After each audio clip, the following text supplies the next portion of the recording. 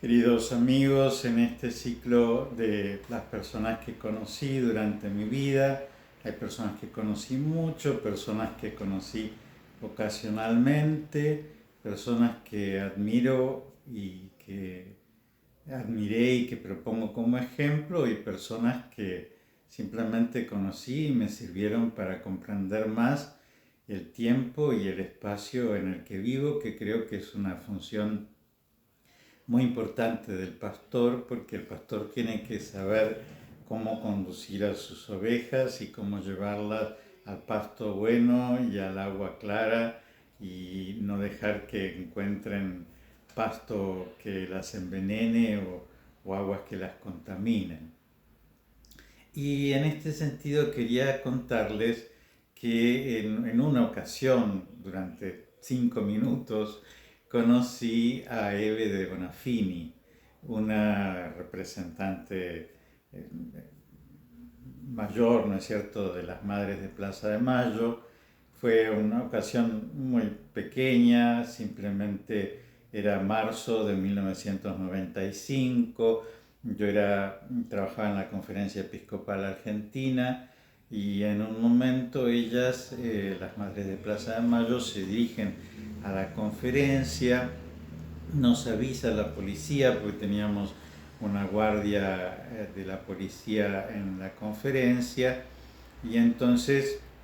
bueno, yo salí a recibirlas. Se juntó una gran cantidad de periodistas. Evidentemente esto estaba ya pautado, siendo que nosotros no teníamos conocimiento de que iban a venir. Y entonces, bueno, les pregunté qué necesitaban. Me dijeron que querían presentar una carta a los obispos y que los obispos tenían que hacer oír su voz. Y entonces simplemente les recibí la carta, les aseguré que esa carta la iban a ver los obispos, que así fue. Y bueno, ya aprovecharon que estaban los periodistas para ellas decir las razones por las que estaban y los reclamos que tenían. No les puedo decir más que esto, porque no hubo otro conocimiento de ella ni de las otras madres que la acompañaban, pero sí que la conferencia episcopal en esos años estaba haciendo una revisión. Nos acercábamos al año 2000, y el Papa, que era Juan Pablo II, había propuesto a las conferencias episcopales que hicieran un profundo examen de conciencia para que la Iglesia ingresara en el tercer milenio purificada por el perdón, y que en ese examen de conciencia lo que tenía que preguntarse la Iglesia particularmente era aquellos pecados que había cometido contra la unidad y contra la comunión entre las personas. Y evidentemente surgió, por lo que ha sido la historia de nuestra patria en los últimos años del siglo XX, que la Iglesia había tenido una participación tanto en la represión estatal como en la subversión,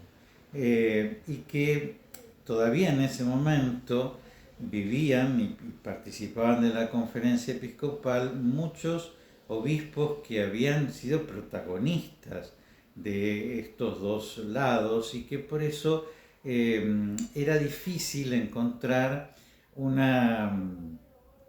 historia superadora, ¿no es cierto?, sobre qué había estado bien y sobre qué había estado mal, porque ciertamente era una historia demasiado reciente y con los protagonistas ahí presentes,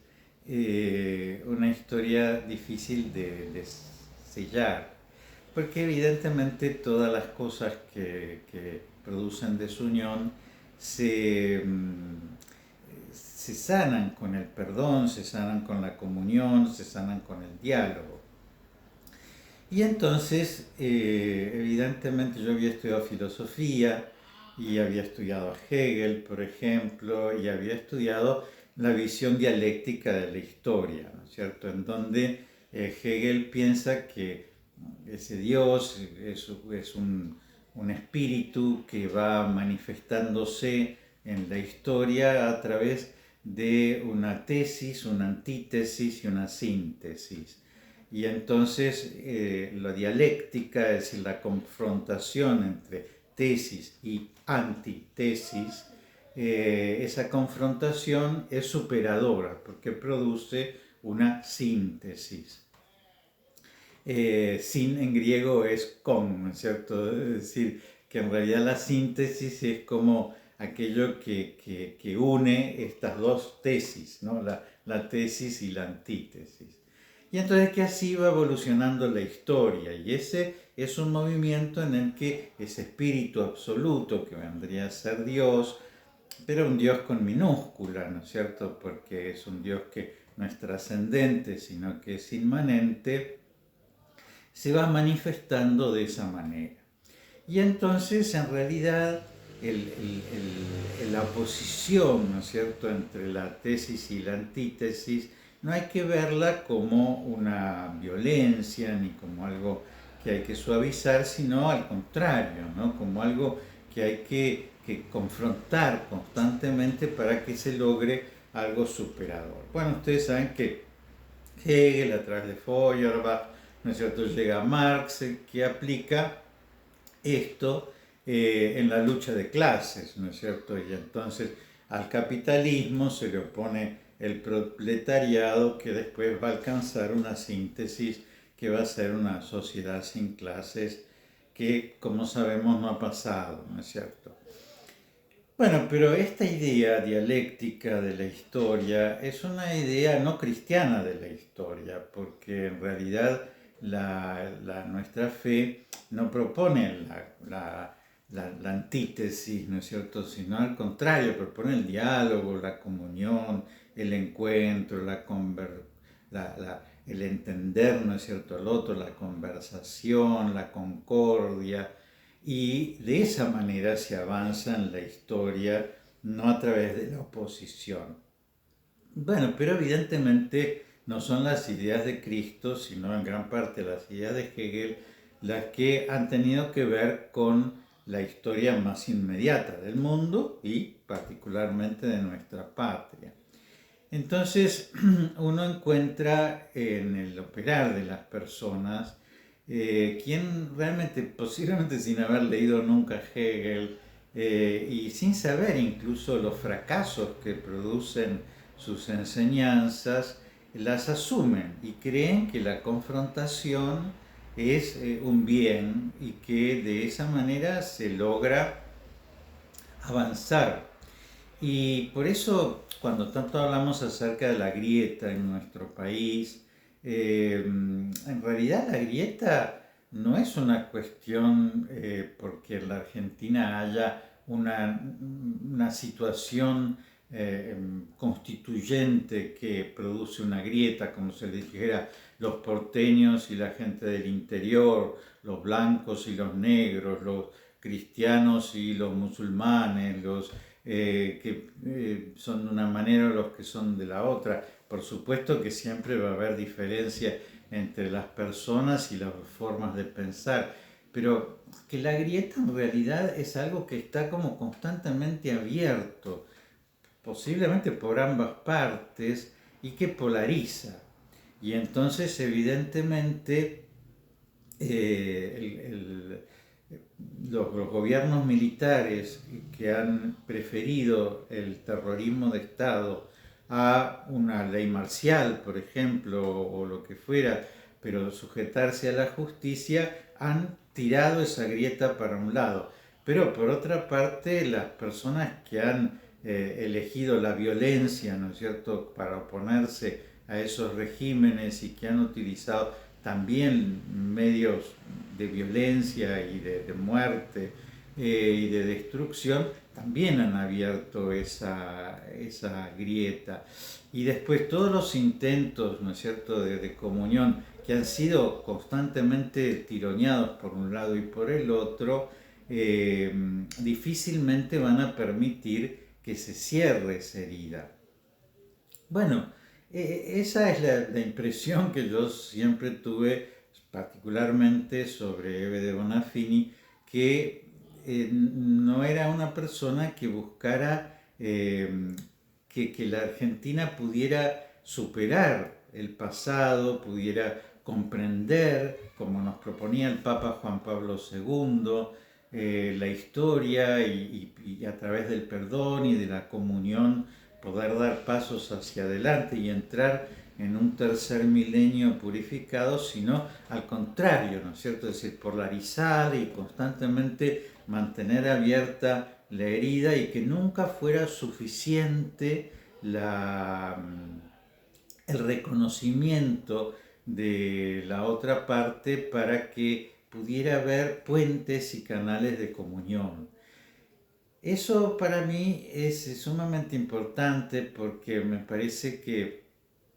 la historia, como todo ser humano, tiene claroscuros y difícilmente vamos a encontrar un tiempo en el que se hayan vivido solamente valores y no disvalores,